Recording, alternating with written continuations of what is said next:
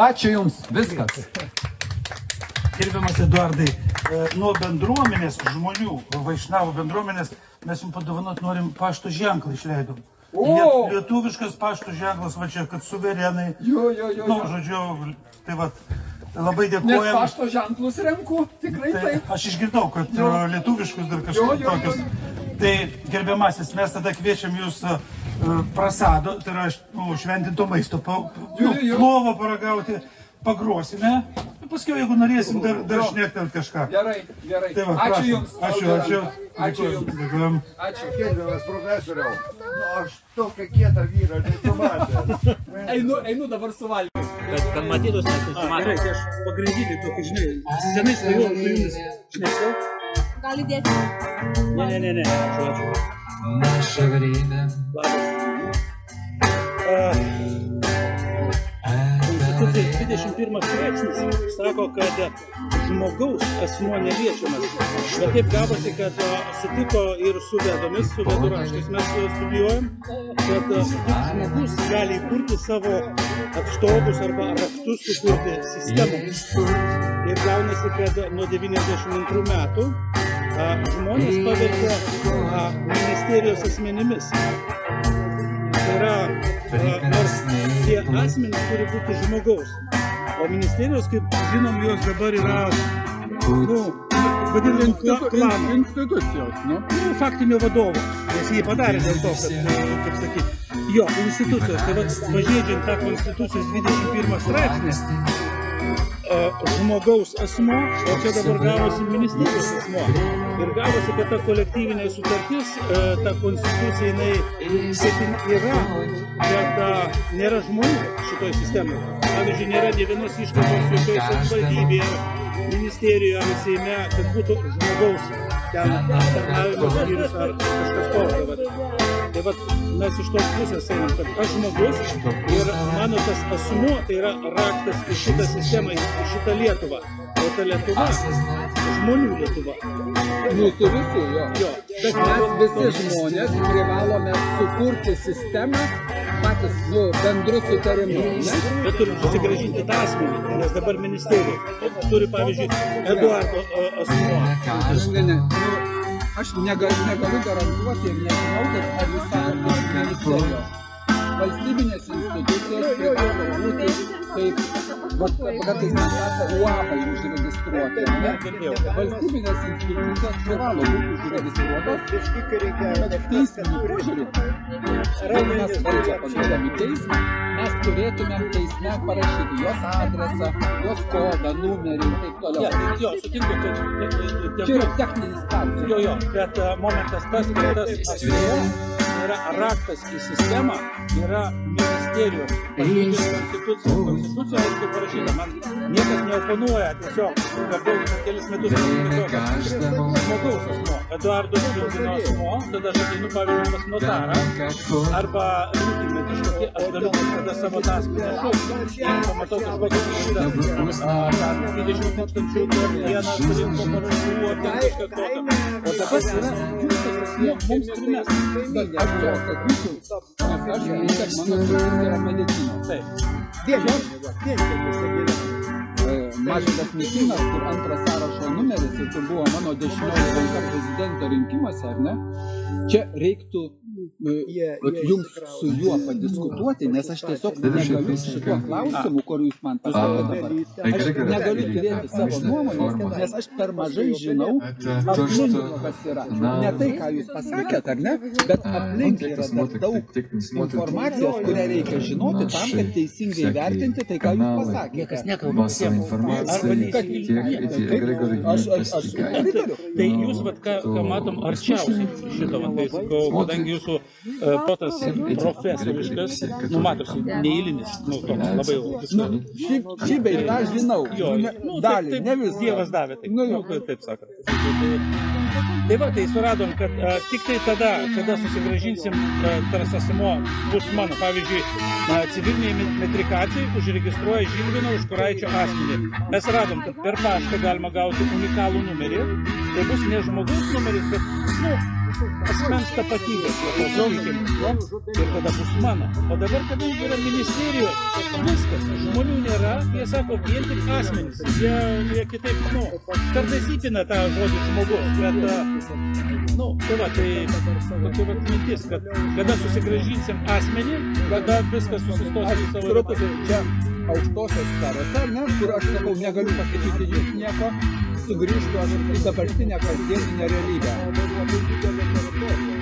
Jeigu Seime būtų politinė valia apie tai kalbėti, o valios tokios nebus.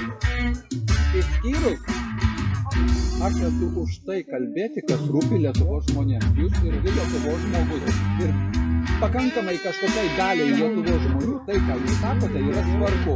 Tai aš už tokią politinę valią, kad šitos klausimus įspręstume taip, kad ir jums būtų vienareikšmiškai atsakymai ir visiems kitiems.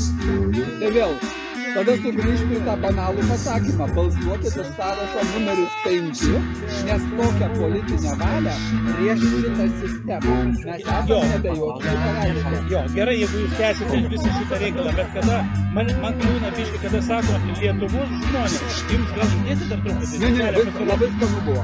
Ačiū labai. Bet arbatos dar jeigu dar.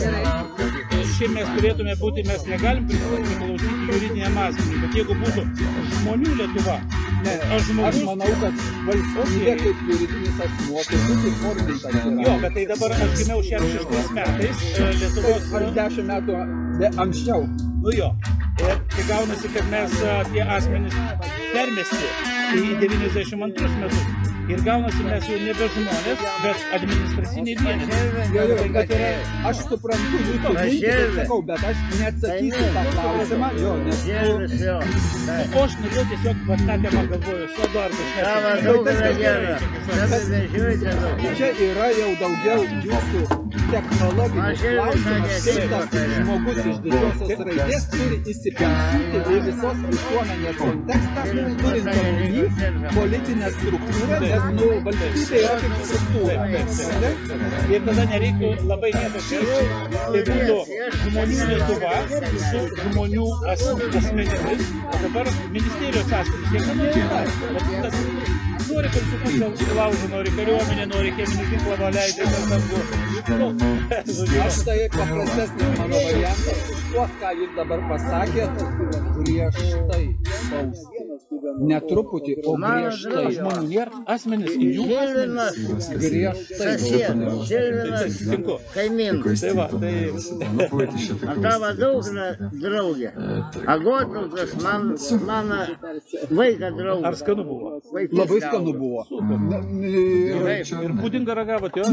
Pudingai vietos jau nebeliko, mano pajėgumai nelabai dideli yra, bet labai skanu. Šilvinas mane pasikvietė. Man vienas medikas, koks kolega sako, po 60 metais įjungia toks mechanizmas, kad vyras jisai jau reprodukciškai nebereikalingas gamtai, tai jam psichologiškai pradeda mintis, kad nereikia vandens. Jisai senatvė ateina tada, kada sudžiūna.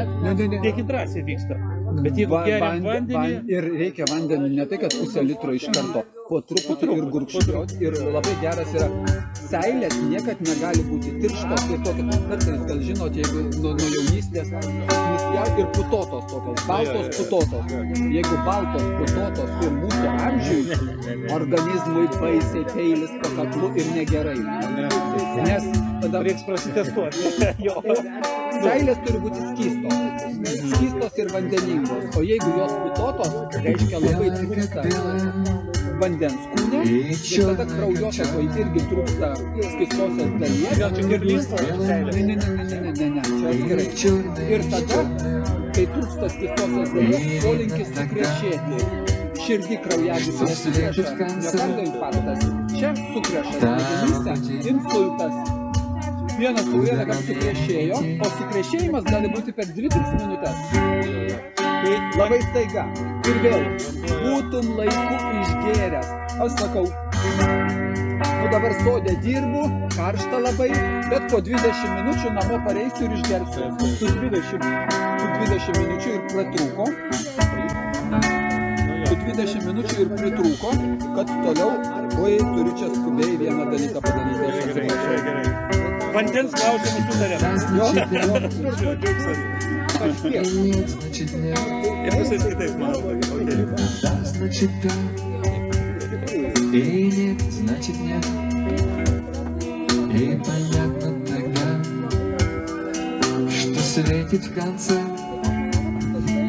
того пути, куда...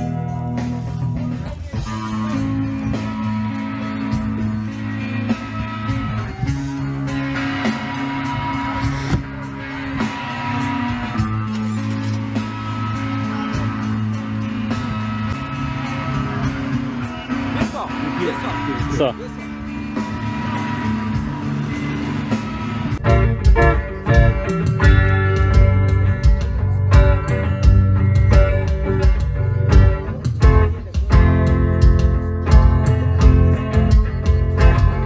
Есть время,